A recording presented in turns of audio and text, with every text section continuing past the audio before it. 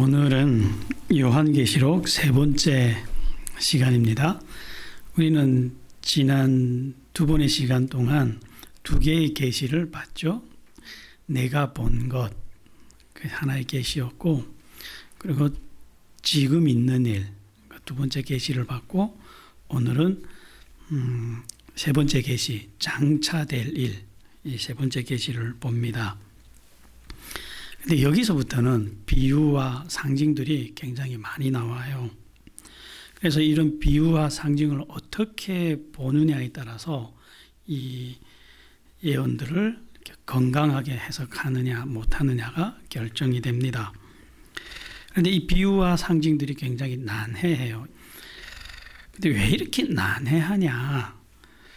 하나님이 알아보지 말라고 일부러 암호문처럼 기록해 주신 것이 아니에요. 그래서 어떤 특정한 사람들만 보는 책으로 만들려고 그렇게 기록한 책이 아니라는 거예요.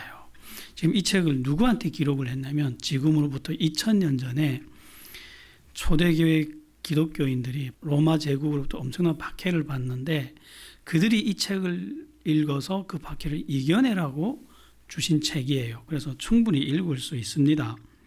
그런데 왜 이 책이 그렇게 어렵냐면요. 기록된 방식 때문에 어려워요. 어떻게 기록됐냐면 요한 사도가 하늘에 올라가서 하나님으로부터 계시를 받는데 환상으로 봤어요. 그러니까 그림으로 본 거예요. 큰 환상으로 신비한 그림으로 봤는데 이런 걸 보고 뭐라고 하냐면 고대에 자주 쓰던 그림 문자예요. 하나님도 오고 오는 모든 세대에 어떤 동일한 메시지를 주기 위해서 그리고 인류가 수많은 문자와 언어를 갖고 있기 때문에 공통의 언어를 주기 위해서 그림 문자를 사용을 하셨다는 거예요. 그래서 요한 사도는 보기를 귀로 말씀으로 들은 것이 아니라 눈으로 그림들을 본 거예요. 그래서 그 그림을 글자로 옮겨 쓴 거예요. 자, 그림을 글자로 옮겨서 전달하는 것이 굉장히 어렵습니다. 아주 단순한 그림도 글자로 그걸 적으려면 이게 정말 어려워요. 그러나 요한 사도는 그걸 해냈어요. 어떻게 해냈냐면 성령 하나님이 함께 하셨기 때문에 그 지혜로 이 그림을 문자로 기록을 해냈다는 거예요. 그래서 요한 사도가 기록한 이 문자를 다시 우리는 어떤 방식으로 봐야 되냐면 그림으로 바꿔서 봐야 돼요.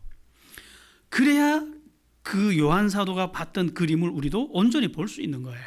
그래서 그 그림만 본다면 메시지는 굉장히 단순합니다. 그런데 오늘날 정말 많은 분들이 이 글자를 그림으로 바꾸려고 하지 않고 그냥 글자를 또 분석하고 해석한다는 거예요. 그러니까 진짜 암호문처럼 더 난해졌다는 거예요.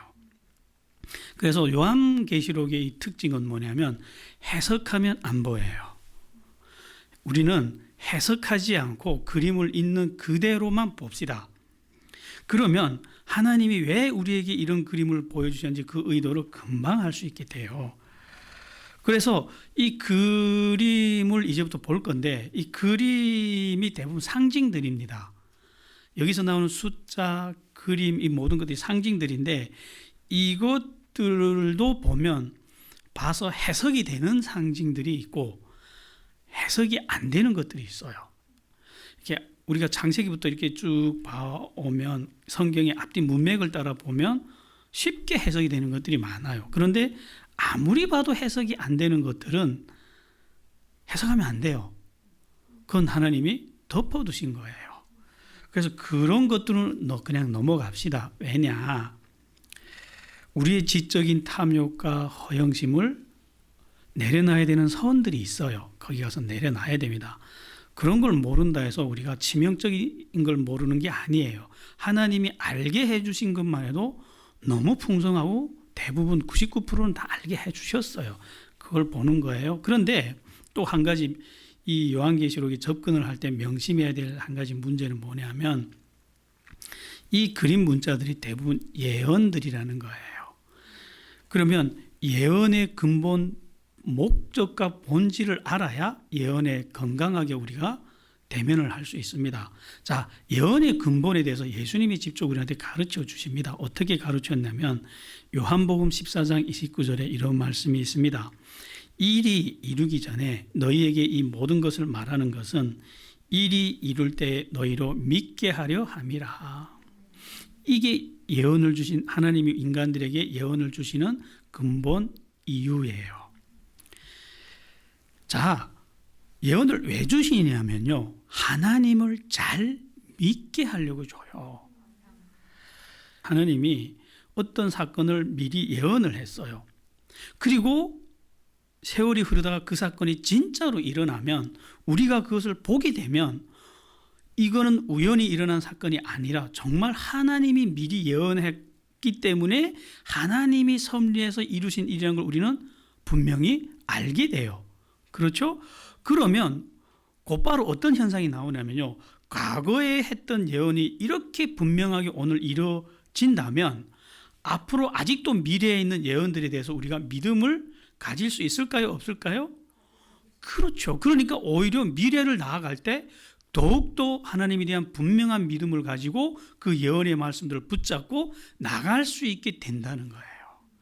이게 예언의 힘이에요. 결국 믿음을 강화시키는 방향으로 예언은 작동을 한다는 거예요.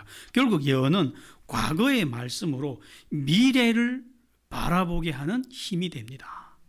그런데 정말 많은 경우 예언을 잘못 사용하는 경우가 있어요. 하나님을 더 잘 믿게 하고 하나님을 높이는 쪽으로 쓰이는 것이 아니라 이 예언자를 따르게 하는 방향으로 사용되기도 한다는 거예요. 그런 사람들의 해석을 우리는 따라가면 안 됩니다. 그건 근본부터, 예언의 근본부터 틀렸겠죠. 이는 마치 달을 보라고 손으로 달을 가리켰더니 그 달을 보는 게 아니라 손가락을 바라보면서 그 손가락을 숭배하는 것과 같은 어리석은 일이에요. 그래서 고대 예언가들, 선지자들이 예언을 할 때는 철저히 누구 이름으로 예언하냐면 여호와 하나님의 이름으로 예언을 합니다. 이 책도 누구의 이름으로 예언됐죠? 예수 그리스도의 계시라고, 예수님을 바라보라고 철저히 그렇게 예언을 합니다. 그러니까 우리는 이 예언의 근본 원칙을 잃어버리지 말고 이제부터 나오는 예언들을 들어가 봅시다. 4장 들어갈게요. 4장 1절에 이런 말씀이 있어요. 이 일 후에 내가 보니 하늘에 열린 문이 있는데 내가 들은 바 처음에 내게 말하던 나팔 소리 같은 그 음성이 가로되 이리로 올라오라. 이후에 마땅히 될 일을 내게 보이리라 하시더라. 이 요한 사도에게 하늘에서 음성이 들린 거예요. 이리로 올라오라 해서 봤더니 하늘에 큰 문이 열리는 거예요. 그러면서 성령 하나님에 의해서 요한 사도가 하늘로 쫙 이렇게 들려 올라가요.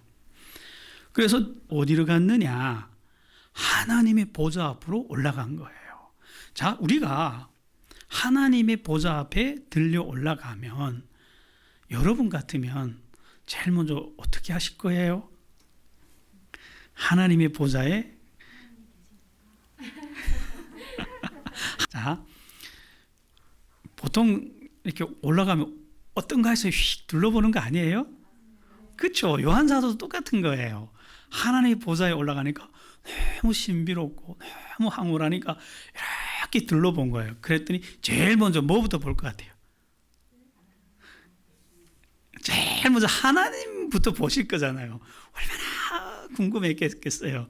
그래서 하나님을 본 거예요. 제가 미리 말씀드렸죠. 지난주에. 하나님의 형상이 여기서 가림없이 다 노출되게 기록을 한다고. 그래서 하나님의 형상을 그대로 기록했어요. 그 신비로운 하나님. 이렇게 기록했어요. 앉으신 이의 모양이 벽옥과 홍보석 같고 또 무지개가 있어 보좌에 둘렸는데 그 모양이 녹보석 같더라. 이렇게 봐서 어떻게 생긴지 감이 오나요? 이렇게 기록한 것도 사실 대단한 거예요. 하나님을 어떻게 글자로 기록합니까? 그냥 우리가 볼 때 굉장히 아름답고 신비로운 어떤 형상이었던 것만은 이렇게 짐작이 이 정도만 하면 돼요. 이거 해석하면 안 되겠죠? 예. 그리고 또 하나님을 보다가 그 주변을 봤더니 그 보좌 좌우로 12개의 보좌들이 또 쫙 있는 거예요. 그러니까 총 24개의 보좌가 보이는데 24명의 장로들이 쫙 보좌 좌우에 이렇게 앉아 있는 거예요. 그걸 본 거예요. 이 장로들이 누구냐? 몰라요. 왜 모르냐? 기록을 안 했기 때문에. 그냥 모릅니다. 이렇게 기록 안 한 건 모르고 넘어가면 우리 이제 훗날 가보면 다 알게 돼요. 그 24명의 장로들이 쭉 있는데 그 다음에 봤더니 하나님의 보좌 앞에 7개의 등불 켠 건 빛들이 이렇게 있는데 그것에 대해서 해석을 해주셨어요. 이는 하나님의 7 영들이더라. 이렇게 필요한 건 다 해석을 해주셨어요. 그리고 앞에 또 봤더니 4개의 생물체가 있는 거예요. 그래서 그 4개의 생물에 대해서 이렇게 기록을 합니다. 7절에서 그 첫째 생물은 사자 같고 그 둘째 생물은 송아지 같고 그 셋째 생물은 얼굴에 사람 같고 그 넷째 생물은 날아가는 독수리 같은데 라고 기록을 했어요. 이 부분을 누가 또 봤냐면 하나님의 이 태초 이후 하나님의 보좌에 올라갔다가 내려온 사람이 또 있죠. 누구 있죠? 예, 에스겔이 있고 그리고 이사야. 예, 잘 아네요. 에스겔은 올라가서 본 게 아니고 하나님의 보좌가 내려오셔요. 예루살렘을 멸망시키고 심판하시려고 에스겔 선지자 때 내려옵니다. 그래서 에스겔 10장에 보면 내려왔을 때 에스겔이 그걸 봐요. 그래서 에스겔은 이렇게 기록을 합니다. 그룹들은 각기 4면이 있는데 첫 면은 그룹의 얼굴이요, 둘째 면은 사람의 얼굴이요, 셋째는 사자의 얼굴이요, 넷째는 독수리의 얼굴이더라. 똑같은 거 봤죠. 그때는 이 4 생명체가 하나님의 보좌를 등에 업고 내려온 거예요. 그래가지고 막 돌아다닌 거예요. 그걸 에스겔 선지자가 봤는데 에스겔 선지자는 이 생명체의 이름을 알아요. 이 생명체의 이름이 뭐라고요? 그룹이라고 기록했어요. 이 그룹이 우리가 알고 있는 삼성그룹 이런 그룹 아닙니다. 그 케루빈이에요. 언어를 보면. 근데 요한사도는 이름을 몰랐었나 봐요. 그래서 생물 이렇게만 썼어요. 봐서 모르겠거든요. 아마 에스겔 선지자 알려주셨나 봐요. 그래서 케루빈이라고 썼는데 에스겔 선지자가 본 것과 지금 요한사도가 본 것이 동일해요. 뭐가 보여요? 하나님의 보좌는 정말 영원하신 보좌구나. 왜? 에스겔 선지자가 이 요한사도가 보기 몇 년 전에 봤냐면 거의 600년 전에 봐요. AD 570년에 이걸 봤거든요. 그리고 이사야 선지자도 이걸 봤어요. 이사야 선지자는 진짜 보좌에 들려 올라가서 봤어요. 이사야 선지자는 이렇게 기록을 했어요. 내 생물이 각각 6날개가 있고 그 안가주에 눈이 가득하더라. 그들이 밤낮 쉬지 않고 이르기를 거룩하다 거룩하다 거룩하다 주 하나님 곧 전능하신 이여 전에 계셨고 이제도 계시고 장차 오실 자라. 이렇게 막 이렇게 그때는 이 생물들이 하나님을 찬양하는 걸 본 거예요. 이사야 선지자도 보좌 앞에서 봤어요. 그래서 이걸 지금 동일한 걸 봤는데, 그래서 요한사도도 이렇게 쭉 봤는데 이 생물들이 이사야 선지자가 봤을 때처럼 하나님을 위해서 찬양을 하는 거예요. 이렇게 찬양을 해요. 9절에 이렇게 나와요. 그 생물들이 영광과 존귀와 감사를 보좌에 앉으사 세세토록 사시는 이에게 돌릴 때, 그러니까 이 내 생명체들이 이렇게 하나님께 이런 걸 올려드리니까 옆에 앉아있던 24명의 장로들이 면류관을 벗어서 보좌 앞에 던지면서 다 엎드려서 또 찬양을 하는 거예요. 이때까지 요한사도가 들어본 적 없는 찬양, 하늘에서 하나님 보좌 앞에서 하는 찬양이 얼마나 아름다웠을까요? 이렇게 기록을 했어요. 우리 주 하나님이여 영광과 존귀와 능력을 받으시는 것이 합당하오니 주께서 만물을 지으신지라 만물이 주의 뜻대로 있었고 또 지으심을 받았나이다. 이러면서 찬양을 한 거예요. 이게 사장입니다. 사장 그냥 한마디로 정리하면 하늘에서 음성이 들려서 올라오라 하는 음성이 들려서 봤더니 문이 열리면서 요한사도가 쭉 올라간 거예요. 올라갔더니 하나님의 보좌 앞인 거예요. 그래서 하나님 보좌 앞에서 휘 둘러봤더니 가운데에 하나님이 계시고 그 양옆으로 24명의 장로들이 있고 그 보좌 앞에 4개의 생명체들이 있는데 이들이 하나님을 향해서 경배를 드리고 찬양을 드리더라. 이거 봤다는 거예요. 쉽죠? 예, 이거 아무것도 없어요. 이게 뭐 우리를 향해서 메시지 하나도 없어요. 아직 장차될 일 아니에요. 2000년 전에 있었던 일이에요. 2000년 전에 올라가서 봤더니 이런 게 보였다. 이렇게 기록한 거고 5장 넘어갈게요. 여기서부터 사실 장차될 일이에요. 그래서 보좌 구경 다 하고 이렇게 다 봤으니까 하나님 보좌를 다시 이렇게 찬찬히 봤더니 하나님의 오른편에 오른손에 이렇게 책 한 권 있는 거예요. 그런데 이 책이 우리처럼 이렇게 한 장 중에 펼치는 책이 아니고 그때 당시 책은 두루마리처럼 둘둘둘 이렇게 많은 책이에요. 그러니까 책 안과 밖으로 다 이렇게 글자가 써 있는 게 보인 거예요. 그런 책이 하나님의 오른손에 있는데 이 책이 봉인으로 7개 봉인으로 다 봉인된 거예요. 그게 보인 거예요. 그래서 그걸 봤는데 한 천사가 그 옆에 한 천사가 이렇게 외치는 거예요. 누가 이 책을 펴며 그 인을 떼기에 합당하냐 이러는 거예요. 왜? 이 책은 하늘에 있는 천사들이나 땅에 있는 인간들에게나 너무너무 중요한 책인 거예요. 이제부터 이 책 안에 엄청난 하나님의 어떤 메시지들이 기록되어 있단 말이죠. 그래서 그걸 보고 싶은데 이 책을 받을 사람이 없는 거예요. 뗄 사람도 없는 거예요. 그래서 요한 사도가 너무 속상해서 통곡하며 울었대요. 요한 사도가 하도 우니까 그 24 장로 중에 한 사람이 와서 이렇게 위로를 한 거예요. 위로를 하면서 이렇게 말씀을 합니다. 울지 마라. 유대 지파 사자 다윗의 뿌리가 이기었다. 그가 이 책과 7인을 뗄 것이다. 그래서 그 말을 듣고 요한 사도가 이렇게 다시 얼굴 들어 봤더니 걔는 없었는데 다시 보니까 보좌 옆에 어린 양이 있는 거예요. 근데 이 어린 양이 7개의 뿔이 있는 거예요. 그리고 7개의 눈이 달린 어린 양인 거예요.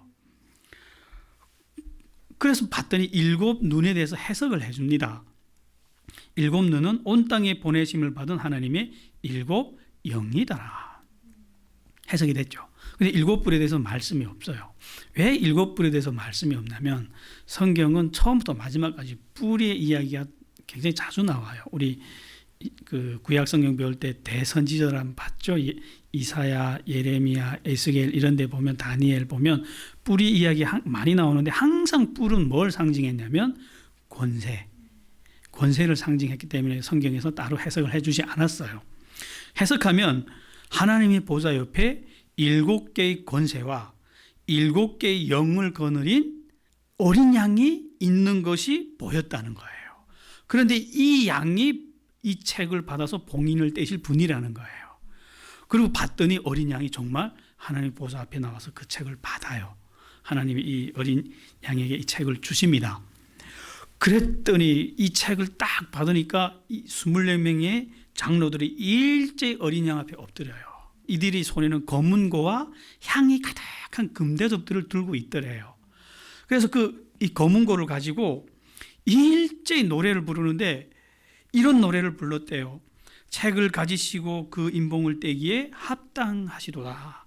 일찍 죽임을 당하사 각 족속과 방언과 백성과 나라 가운데 사람들을 피로 사서 하나님께 드리시고 저희로 우리 하나님 앞에서 나라와 제사장을 삼으셨으니 저희가 땅에서 왕노릇하리라.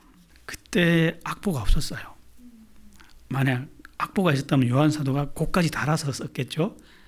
그러면 이 아름다운 곡이 인간 세계에서도 불렀을 텐데 곡이 없어서 우리는 곡을 몰라요.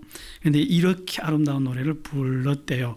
그러면서 이 금대접을 드렸는데 이 금대접이 안에 있는 향은 성도들의 기도였대요. 그러니까 태초 이후에 성도들이 했던 모든 기도가 지금 다 어린 양께 이렇게 올려드려지는 거예요. 책을 받은 어린 양께. 혹시 이 어린 양이 누구지? 하고 궁금한 사람이 있어요? 예수님이란 말은 한마디도 없어요. 그러나 보입니까? 안 보입니까? 너무 잘 보이잖아요. 그림들이 쉽죠? 그리고 요한 사도가 다시 둘러봤더니 이 보좌를 중심으로 해서 구름 같은 천사들이 모여 있는 거예요. 근데 이 천사들이 이 보좌를 둘러싸고 천사들도 큰 음성으로 노래를 부르는 거예요. 죽임을 당하신 어린 양이 능력과 부와 지혜와 힘과 존귀와 영광과 찬송을 받으시기에 합당하도다 하고 그 찬양을 듣고 그리고 또 둘러봤더니 하늘과 땅에 있는 만물이 그 어린 양을 향해서 이렇게 찬양을 하는데 보좌에 앉으신 이와 어린 양에게 찬송과 존귀와 영광과 능력을 세세토록 돌릴지어다 하고 막 이렇게 찬양을 하니까 그 네 생물과 24장로들이 또 아멘 하더래요. 한마디로 말하면 책 수여식이 하늘에서 있은 거예요. 하나님이 책을 어린 양에게 드리니까 그냥 하늘과 땅 아래 만물이 전사고 내 생물이고 장로들이고 다 그 어린 양 앞에 엎드려서 찬양을 올려드리더라는 거예요. 이걸 본 거예요. 책 수여식이죠. 근데 이거는 마지막 때 심판날이 오면 이렇게 시작이 된다는 거예요. 이것이. 그런데 그때부터 이 예수님이 책을 인봉을 하나씩 뗍니다. 떼는데 뗄 때마다 땅에서 무슨 일이 일어나냐면 재앙들이 나타난다는 거예요. 재앙들이. 그러면 왜 마지막 때 재앙이 오느냐 하는 거예요. 왜 재앙이 올까요? 예수님이 그걸 우리에게 말씀해 주셨어요. 마지막 때가 인간의 상상 이상으로 늦게 온대요. 신랑이 더디 오니까 우리 신앙이 식어지고요. 사랑도 식어지고 믿음도 식어지고 불법이 성하고 성도들도 다 세상 잠을 잔대요. 그래서 마태복음 25장에 그걸 기록했거든요. 예수님이. 더디 오니까 다 자는데 그래서 이 마지막 때 재앙이 와서 흔든다는 거예요. 그래서 예수님에 대한 믿음이 조금이라도 있는 사람들, 세상 잠을 자는 사람들은 이 재앙이 오면 다 깨나서 회개하고 하나님께로 돌아온다는 거예요. 지금 의도가 뭐죠? 하나님이 그냥 멸망시키자는 게 의도예요. 흔들고 또 흔들어서 조금이라도 하나님에 대해서 선한 마음 갖고 있는 사람들은 회개시켜서 살려주자는 게 하나님의 의도인 거예요. 이것도 하나님의 사랑이죠. 자, 6장 넘어갈게요.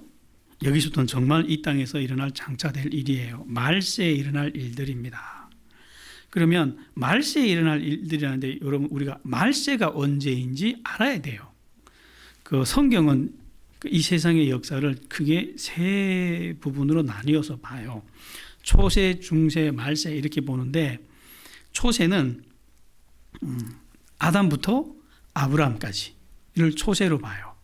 그리고 아브라함부터 예수님까지를 중세로 봐요. 그리고 예수님부터는 쭉 말세로 봐요. 우리는 지금 말세 지말에 산다 그래요. 말세 중에서도 제일 끝에 정말 마지막 때에 산다 이렇게 봅니다. 그런데 말세에 예수님이 이 땅에 오시는데 도둑처럼 온다라고 생각을 해요. 근데 성경은 우리에게 그렇게 말씀하지 않아요. 데살로니가전서 5장 1절부터 11절에 보면요.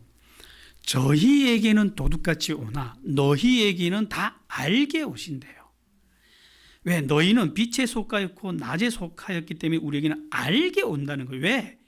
예수님이 올 때 나타나는 재앙과 징조들이 시간표를 이제부터 쭉 기록한 거예요. 그래서 요한계시록 6장 이후를 믿음의 눈을 가지고 읽어본 사람들은 다 알게 돼요. 아, 예수님이 지금 어디까지 왔구나.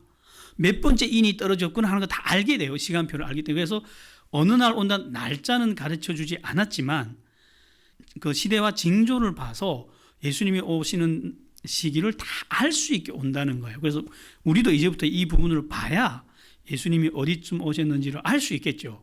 한번 진지하게 봅시다. 자, 6장 보면 예수님이 그 하나를 떼요.